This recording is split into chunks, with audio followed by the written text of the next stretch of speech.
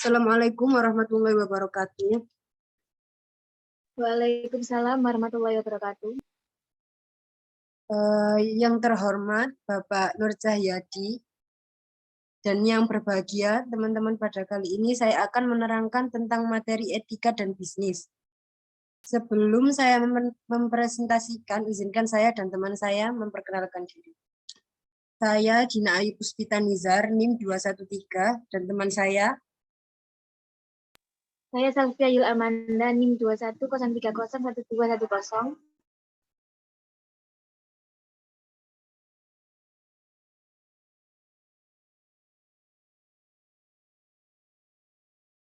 saya akan menjelaskan tentang pengertian etika dan bisnis.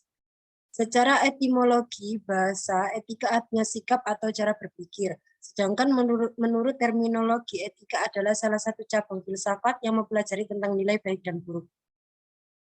Lebih jelasnya lagi, kalau etika menurut Islam itu adalah akhlak. Jadi maksudnya itu akhlak kita ketika dalam berbisnis.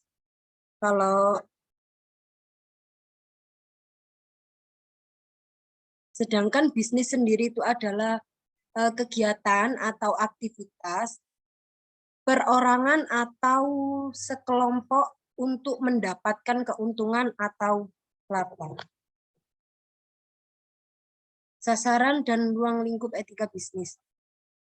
Etika bisnis bertujuan untuk menghimbau pelaku bisnis agar menjalankan bisnisnya secara baik dan jujur. Karena kalau berbisnis secara jujur itu juga akan mendapatkan keuntungan yang lebih besar juga. Dan untuk menyadarkan masyarakat, buruh, dan konsumen akan hak-hak kepentingan mereka yang tidak boleh dilanggar. Masalah-masalah dalam etika bisnis: suap, paksaan, penipuan, pencurian, dan diskriminasi.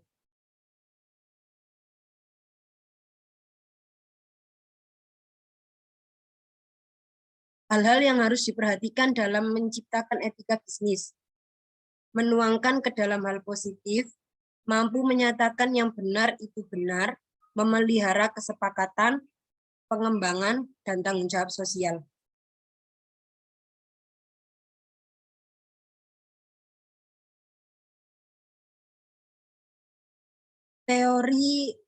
Tentang teori-teori etika.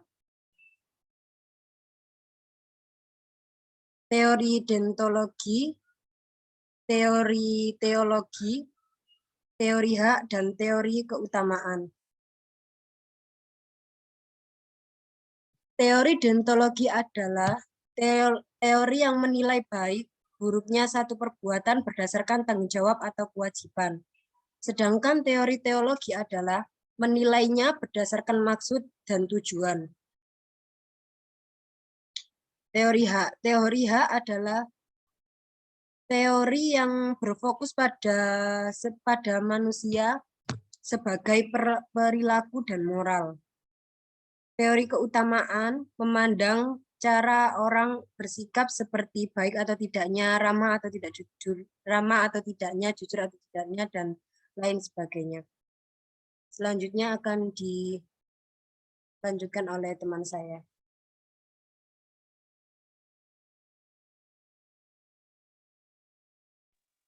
Aspek moral yang pertama, praktik bisnis yang bermoral hanya memberikan keuntungan ekonomis dalam jangka panjang. Bagi bisnis yang didesain untuk jangka pendek hanya akan memberikan keuntungan yang kecil. Dalam kompetisi bisnis di pasar yang sama, keuntungan jangka pendek merupakan keputusan yang diambil oleh kebanyakan perusahaan untuk bertahan. Yang kedua, beberapa praktik bisnis yang bermoral mungkin tidak memiliki nilai ekonomis, bahkan dalam jangka panjang sekalipun. Yang ketiga, praktik bisnis yang bermoral akan menghasilkan keuntungan yang sangat tergantung pada saat bisnis tersebut dijalankan. Pada pasar yang berbeda, praktis yang sama mungkin tidak akan memberikan nilai ekonomis. Jadi, masalah tumpang tindih antara eksistensi moral dan keuntungan sifatnya terbatas dan situasional. Next.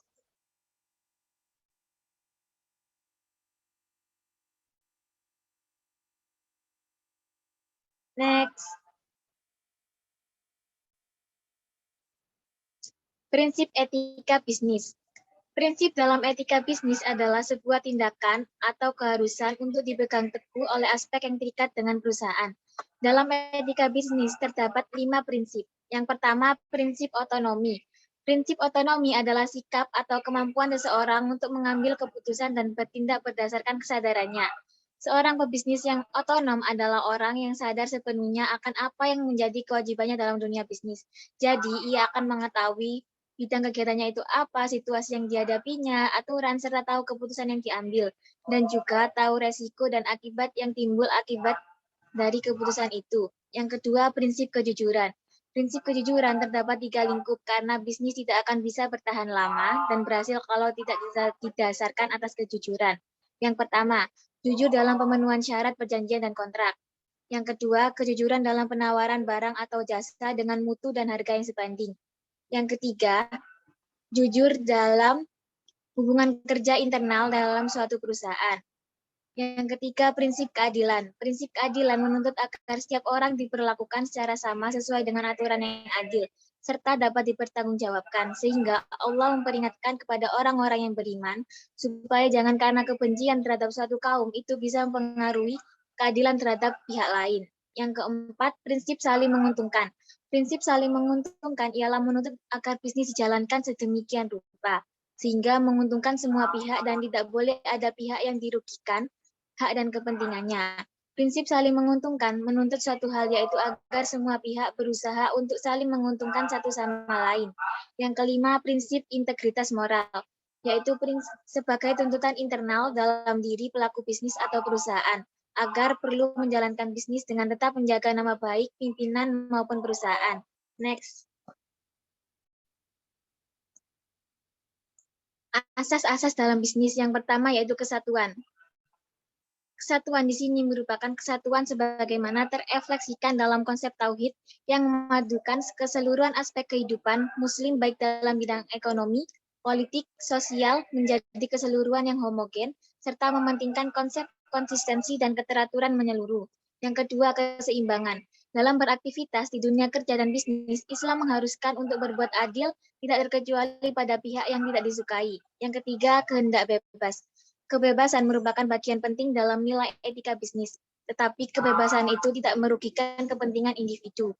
Tidak ada batasan pendapatan bagi seseorang mendorong manusia untuk aktif berkarya dan bekerja dengan segala potensi yang dimilikinya.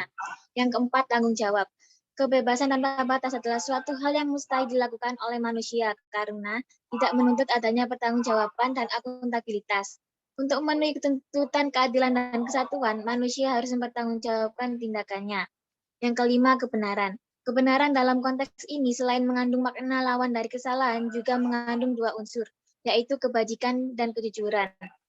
Dalam konteks bisnis, kebenaran dimaksudkan sebagai niat, sikap, dan perilaku yang benar, yang meliputi proses mencari atau memperoleh komoditas pengembangan ataupun dalam proses upaya meraih atau menetapkan keuntungan.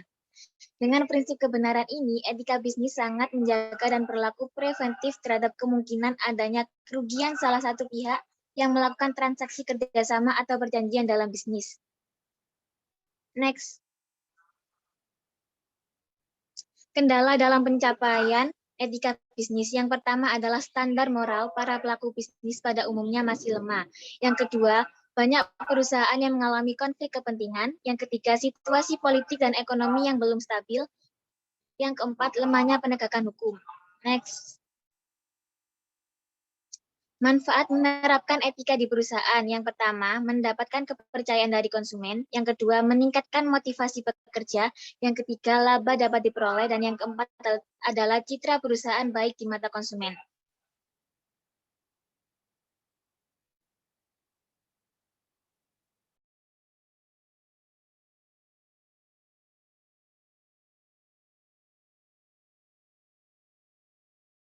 Sekian dari kami, mohon maaf bila ada kesalahan maupun kelebihan atau kekurangannya atas perhatiannya disampaikan. Terima kasih. Wassalamualaikum warahmatullahi wabarakatuh. Waalaikumsalam warahmatullahi wabarakatuh.